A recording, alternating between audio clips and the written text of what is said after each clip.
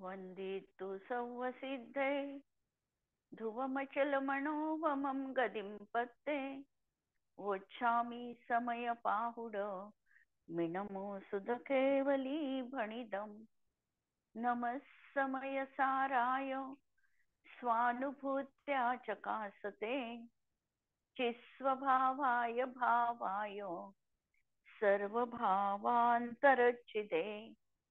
अंतिम शासन नायक 1008 भगवान महावीर स्वामी की जय। द्वादशांग श्रुत देवी की जय। स्वाध्याय कक्ष संपेपर्यंत आपल्या सर्वांना चतुर्विध आहाराचा त्याग असणार आहे। समयसार ग्रंथ आपण बघतो आहे आणि संवराधिकारामधल्या 187 ते 189 गाथा आमच्या सुरू आहे। या गाथांच्या संदर्भामध्ये आपण बघितलेलं होतं की संवर कोणत्या तऱ्हेने होतो, केन प्रकारेण संवरः भवति इति या प्रश्नाच्या उत्तरादाखल या गाथा आपल्याला आचार्यांनी सांगितलेल्या आहे की संवर कशा पद्धतीने होतो। संवराची पद्धती सांगताना आचार्यांनी सर्वप्रथम सांगितलं की आत्म्याला दोन्ही पाप आणि पुण्य, शुभ किंवा अशुभ योग याला जीवनात स्थान द्यायचं नाही। होईल, होणार आहे, पण होत असतानाही एकाग्रता आमची शुद्ध आत्मतत्वामध्ये पाहिजे आहे आणि म्हणून या दोन्ही योगांपासून रोखून शुभ पाप आणि पुण्य भाव न करता हा दर्शन ज्ञानामध्ये स्थित होतो। नंतर अन्य वस्तूंच्या इच्छेनी विरहित होतो किंवा एकदा ज्ञानाची अनुभूती आली जीवनामध्ये, हा जो अतींद्रिय आनंद मिळाला त्या आनंदापुढे हा वैषयिक आनंद हा अत्यंत तुच्छ आहे, नगण्य आहे। जसं एखाद्याला आम्रफलाची प्राप्ती झाल्यानंतर त्याच्यामधला स्वाद त्यांनी अनुभवल्यानंतर त्या कैरीमधली जशी निरर्थकता त्याला जाणवते, किंवा भक्तांबरामध्ये त्यांनी उदाहरण दिलं की ज्यांनी असं गोड पाणी पिलं आहे त्यांना खाऱ्या पाण्याची महती काय असणार आहे। त्यांच्या जीवनात खारं पाणी महत्वपूर्ण राहत नाही, कारण त्यांनी अमृता समान पाण्याचं चव पाहिलेली आहे। त्याप्रमाणे ह्या जीवानी असा अतींद्रिय आनंद अनुभवला, त्यामुळे त्याला आता या वैषयिक आनंदामध्ये, इच्छेमध्ये अभिलाषा उरली नाही आणि वारंवार भावना ही की तो आत्मिक आनंद मला जीवनामध्ये कसा अनुभवता येईल। अशा तऱ्हेने हा परिग्रहामध्ये देखील आनंद नाही, ही गोष्ट त्यांच्या ज्ञानामध्ये ज्ञात झालेली आहे सम्यक दृष्टीच्या, आणि अशा तऱ्हेने तो परिग्रही पण नाही, म्हणजे संग त्याच्या जीवनात नाही, इच्छा नाही, आणि तो एक सहज आत्मतत्वाचं ध्यान, दर्शन ज्ञान चारित्रामध्ये स्थित राहतो आणि कर्म आणि नो कर्माचं पराचं ध्यान करत नाही। चेतना रूप असल्याने तो स्वतःच्याच आत्मचेतनेला चेतना रूपाने अनुभवतो।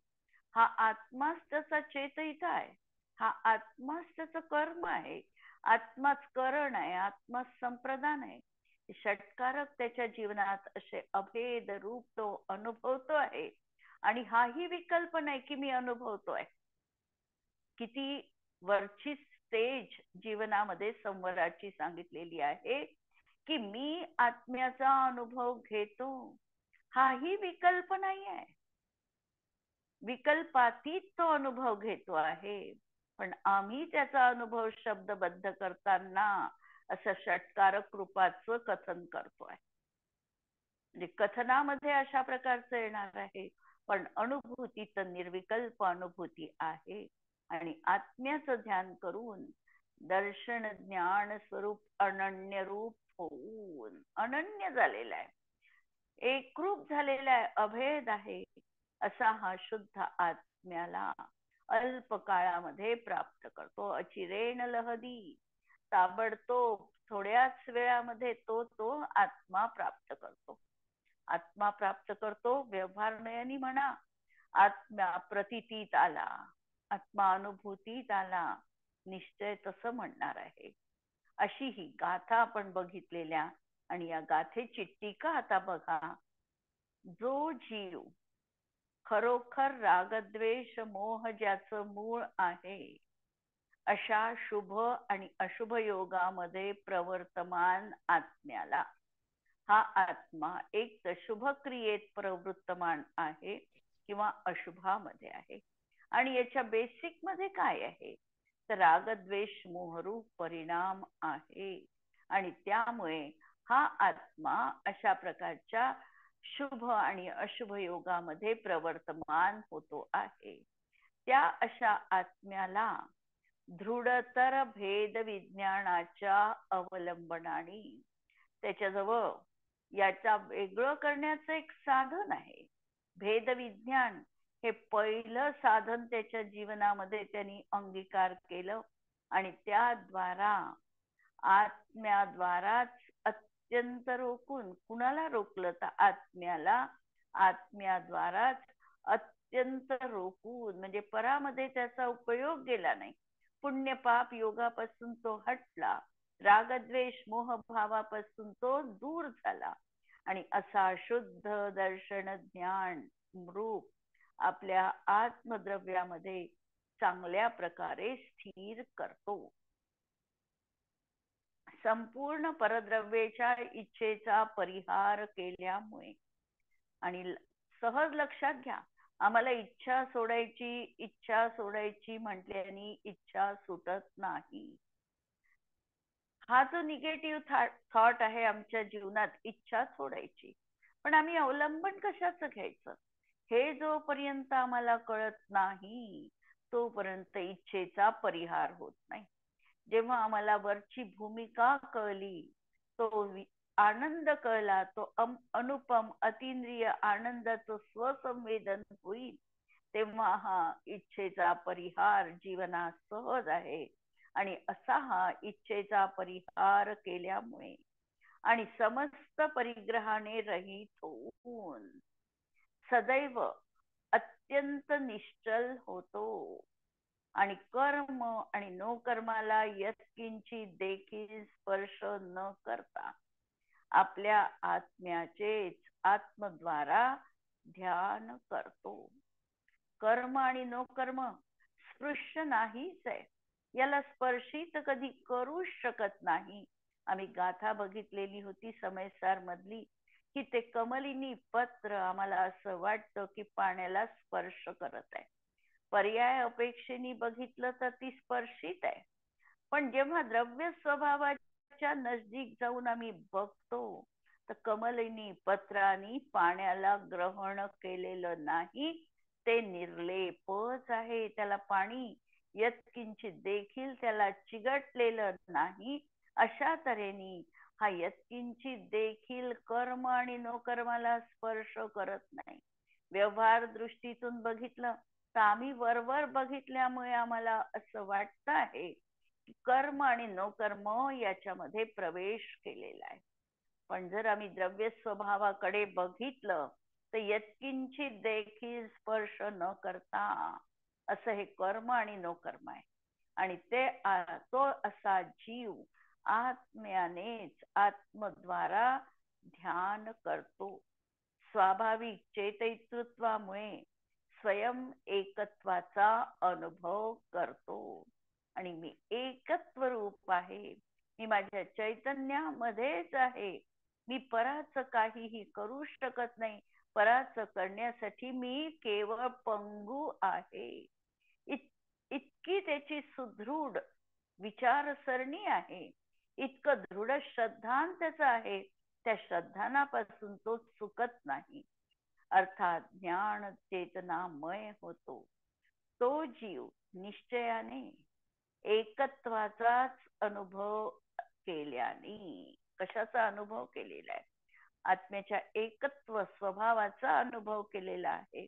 आणि त्यामुळे परद्रव्यापासून अत्यंत भिन्न चैतन्य चमत्कार मात्र आपल्या आत्म्याचं ध्यान करून शुद्ध ज्ञान दर्शनमय आत्मस्वरूपास प्राप्त करतो.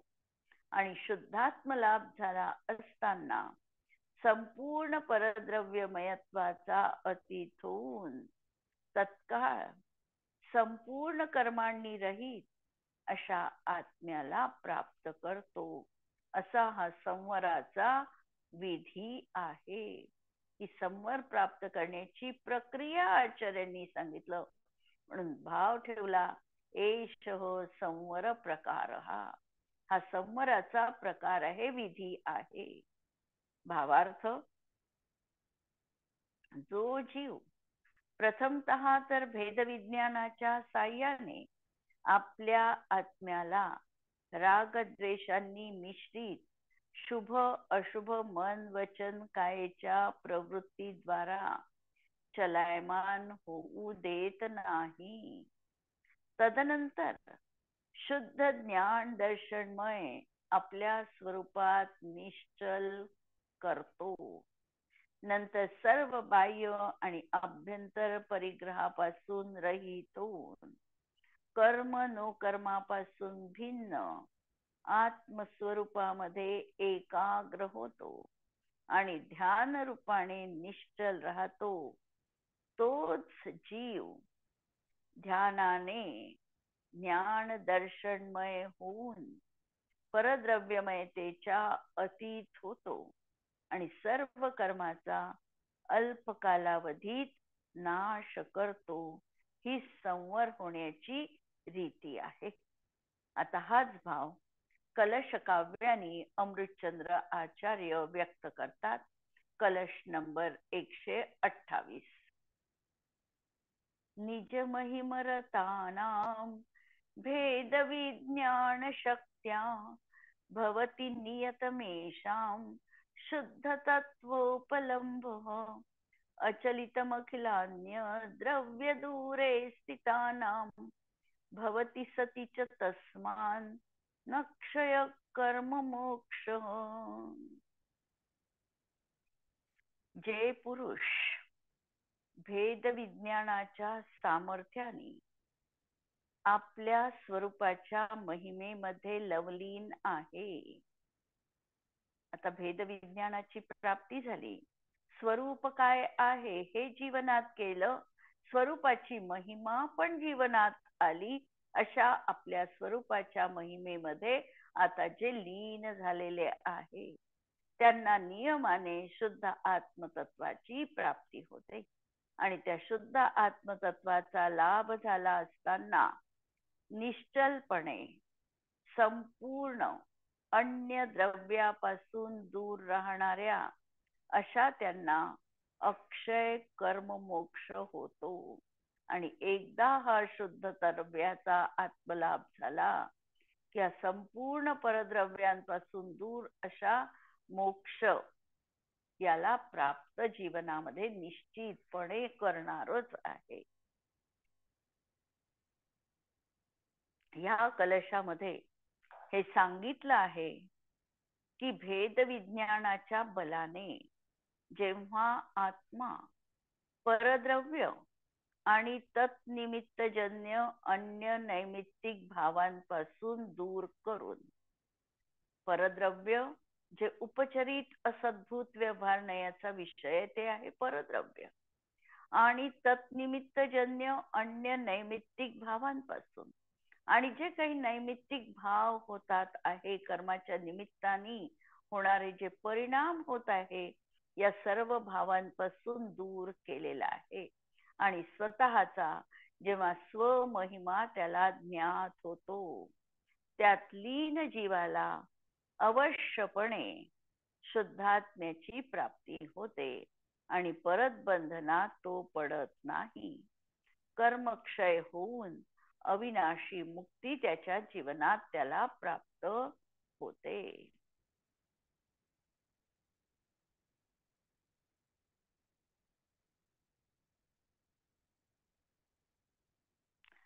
यावर पंडित बनारसजी दासजी लिहितात, भेदी मिथ्यात्व सुबेदी. बेदी याचा अर्थ ग्रंथी, ज्यांनी मिथ्यात्वाची ग्रंथी भेदन केलेली आहे, नष्ट केलेली आहे आणि महारस भेद विज्ञान कला जिन पायी. आणि महारसयुक्त अशी भेद विज्ञानाची कला ज्यांच्या जीवनात त्यांनी प्राप्त केली, मिथ्यात्वाच्या ग्रंथीचं भेदन केलं आणि अशी भेद विज्ञानाची कला ज्यांच्या अंतरंगामध्ये जागृत झाली, जो अपनी महिमा अवधारत त्याग करे उरसौंज पराई.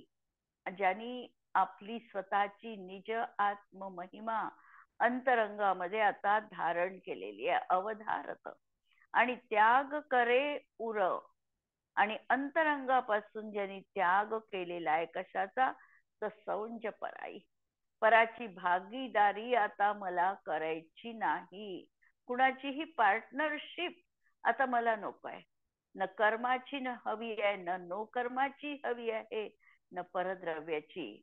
कुठलीही पार्टनरशिप असेल तर शेवटी ती दुःखदायी आहे, स्वतःच्या अस्तित्वाला धोका निर्माण करणारी आहे.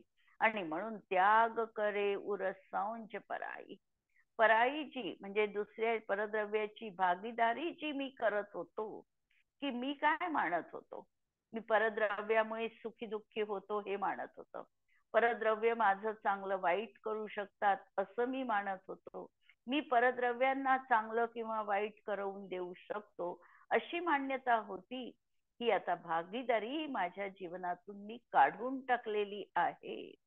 उद्धत रीती पुरी जिनके घट होत निरंतर जे ती सवाई.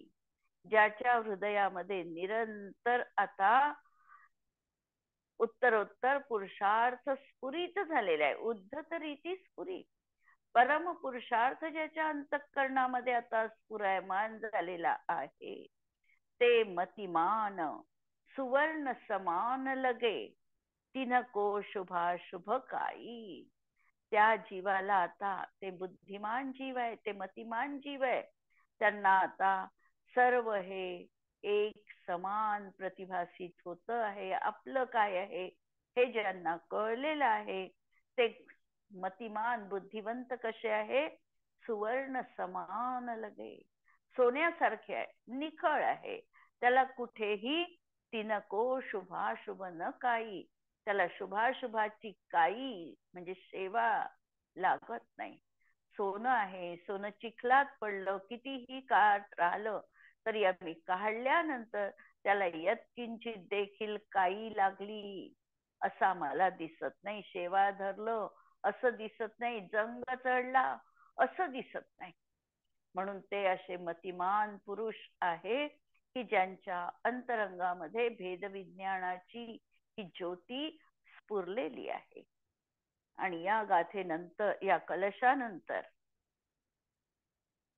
आचार्य जयसेनांच्या तात्पर्य वृत्तीमध्ये आणखी 2 गाथा आहे. त्या 2 गाथा पहा.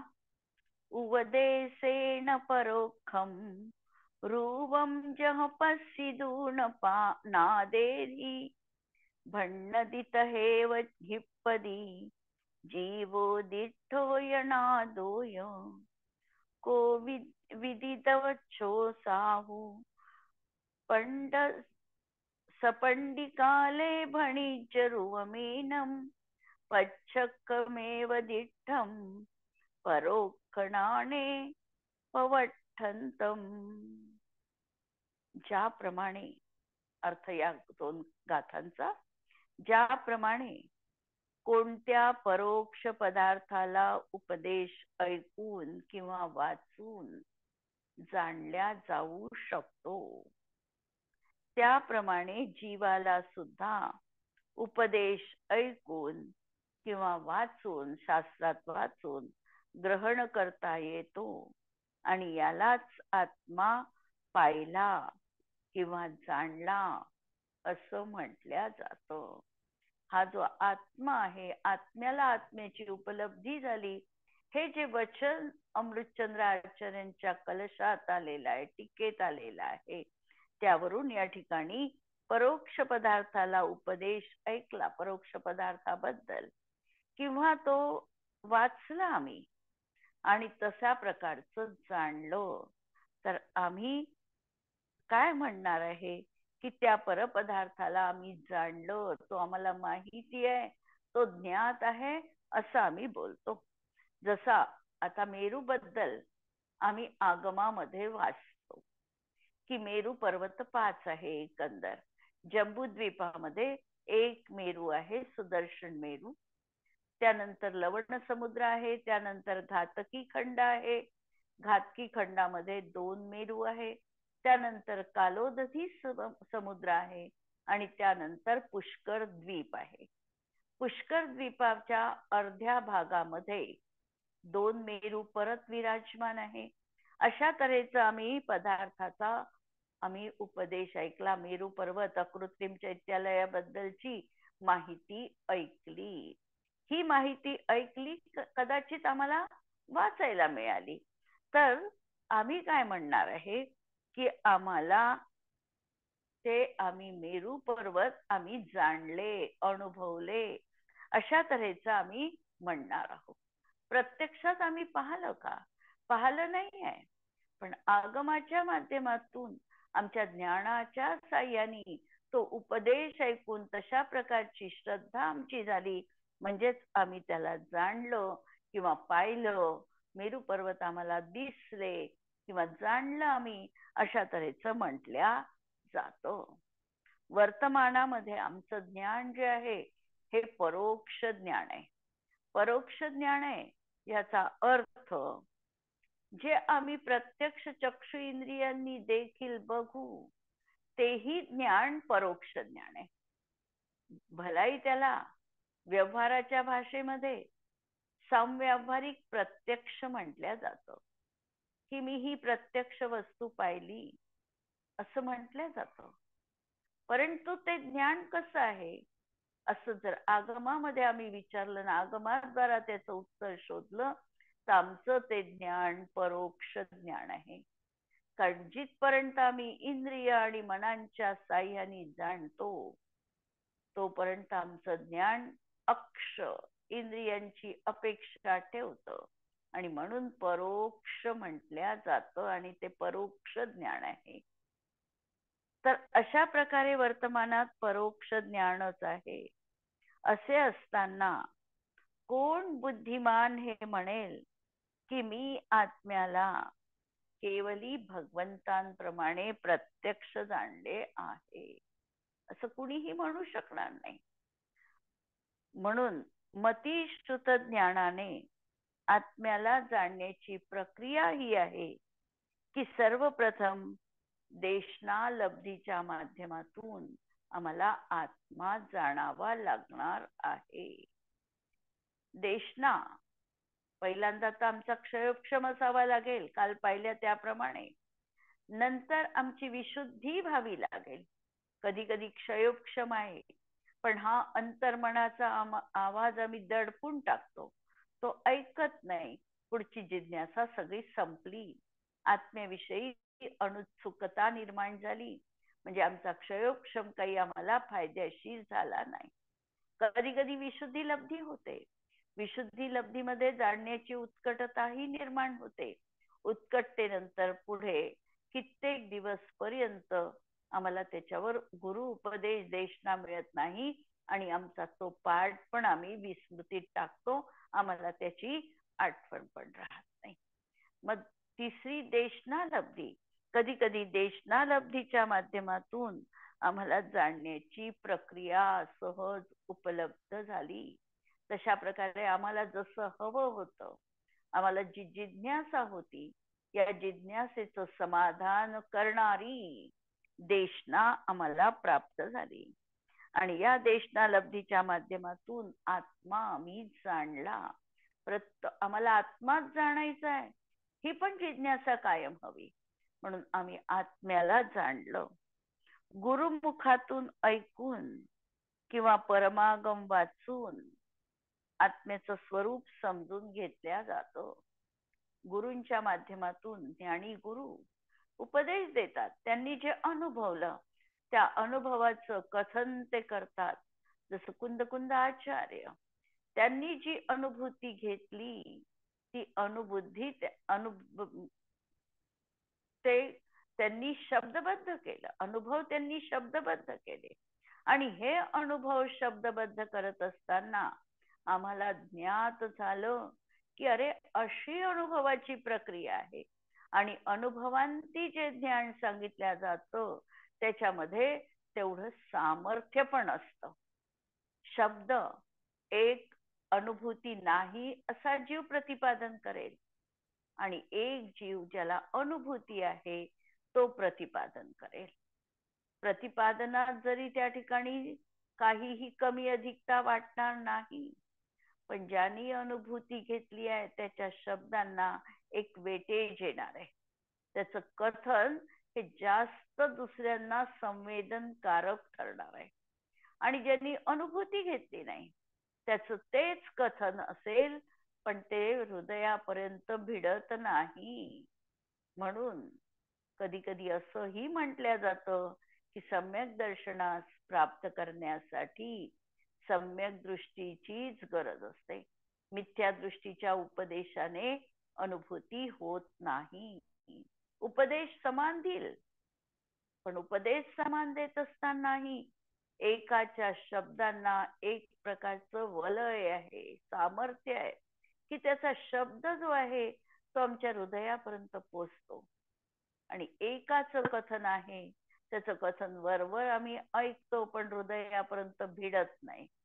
आम्हालाही कधी कधी असा अनुभव येतो ज्याचं स्वानुभूतीने कळकळीने हृदयापासून सांगणं आहे त्याचं कथन आम्हाला भिडतं, आणि जो ओठातून बोलतो आहे त्याचं कथन वर वर राहतं, आमच्या मनापर्यंत पोचतच नाही.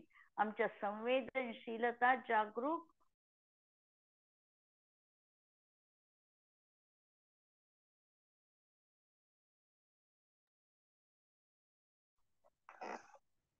तर अशा तऱ्हेने गुरुमुखातून ऐकून किंवा परमागम वाचून आत्म्याचं स्वरूप जाणून घेतलं जातं. त्यानंतर अनुभव काळामध्ये आत्मा आम्हाला प्रत्यक्ष ज्ञात होतो. आणि हा अनुभव केवली भगवंतांप्रमाणे प्रत्यक्ष नाही. कारण मतिश्रुत ज्ञान परोक्ष ज्ञान आहे, आणि हा अनुभव मतिश्रुत ज्ञानाने झालेला आहे. मतिश्रुत ज्ञानाने झालेला अनुभव हा केवली भगवंतांनी जाणले जसं आत्मा जाणला तशाप्रमाणे नाही. ज्याप्रमाणे केवल ज्ञानात आत्मप्रदेश झळकतात तसा प्रत्यक्ष अनुभव इथे येत नाही. आत्मा हा असंख्यात प्रदेशी आहे, अनंत गुणरूप आहे. हे मतिश्रुत ज्ञानाने जाणलं जातं, पण ते गुरुप्रसादाने किंवा शास्त्राच्या माध्यमातून. म्हणून मतिश्रुत ज्ञानाने आत्म्याला जाणणं प्रत्यक्ष म्हटल्या जात नाही. पण आत्माश्रित असल्याने आणि आनंदाचे निर्विकल्प निर्मल वेदन होते, म्हणून त्याला अनुभव प्रत्यक्ष म्हटल्या जातं. दोन्ही अपेक्षा समजणं आवश्यक आहे. आत्म्याला जाणण्याची प्रक्रिया या दोन गाथांमध्ये आचार्य जयसेनांनी अत्यंत स्पष्ट रीतीने विशद केलेली आहे. आत्मा आम्ही जाणतो आहे, मतिश्रुत ज्ञानाने जाणतो आहे. मग ही अनुभूती प्रत्यक्ष की परोक्ष, असा जर आमच्या समोर प्रश्न येत असेल तर त्याचं उत्तर आम्हाला विवक्षेने द्यावं लागतं. त्याला कथनचित आम्ही प्रत्यक्ष म्हणू शकतो आणि कथनचित ते परोक्ष म्हणू शकतो. जसं केवल ज्ञानाने आत्म्याला जाणलं तसा मतिश्रुत ज्ञानी आत्म्याला जाणू शकत नाही. तो मतिश्रुत ज्ञानाच्या माध्यमातूनच आत्म्याला जाणणार आहे. म्हणून आमचं आत्म्याला जाणणं हे कथनचित परोक्ष आहे. पण आत्म्याची जी अनुभूती घेतली, आत्म्याचा जो आनंद घेतला, जी निर्विकल्पकता आम्ही त्या समयात अनुभवली, ही अनुभव तर आमचा प्रत्यक्ष आहे. आणि म्हणून आम्ही त्याला कथनचित प्रत्यक्ष देखील म्हणू शकतो. आणि यामध्ये गुरु उपदेशाचं अत्यंत महत्वपूर्ण स्थान आहे. आणि यासाठी जयसेन आचार्यांनी पूज्यपाद रचित इष्टोपदेश मधील एक श्लोक त्यांनी दिलेला आहे.